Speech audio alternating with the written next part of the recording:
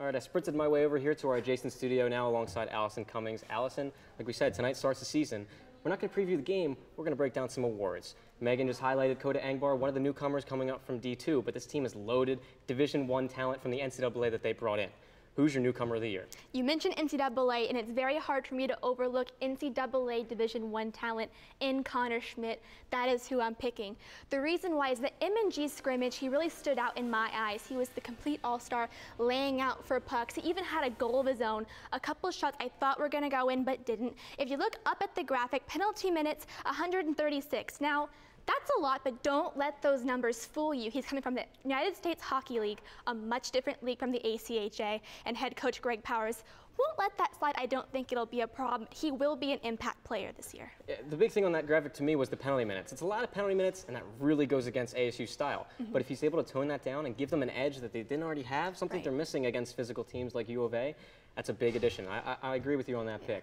All right, now we're going to flip switches. We've got two MVPs, offensive and defensive. First, we're going offense. Who you got? All right, behind every great goal scorer, there is a fantastic playmaker, and that playmaker is Liam Norris.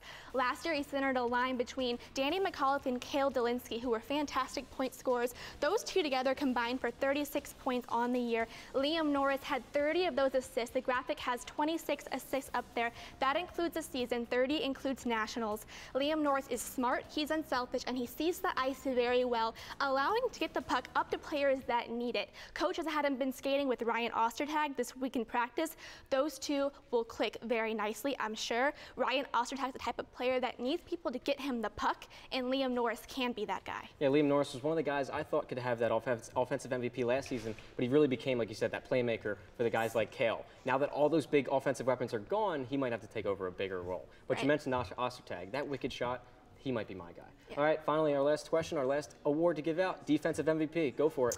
Deja vu. Last year, I had said Drew Newmeyer, and this year, I am selecting Drew Newmeyer again. He was paired up there with Brett Blumgren last year. Those two work fantastic. They're opposite players, but they work. Blumgren, incredibly tall, tough guy. The other team does not want to mess with them. That allows for a distraction for Newmeyer. Shorter guy, speedy, very smart, can push the puck up the ice. Bottom line, when they're out there on the ice, the other team is not scoring, and I think they're going to pick up exactly where they left off. Right, when you have two different styles of defense on the same line and they can go together so well, that poses such a matchup problem for opposing teams. All right, well, I'm going to keep these awards up in here. We're going to come back later at the end of the season and check up, see how you did. For Allyson Cummings, I'm Brett Deckert. We'll send it back to Kerry Crowley in our studio.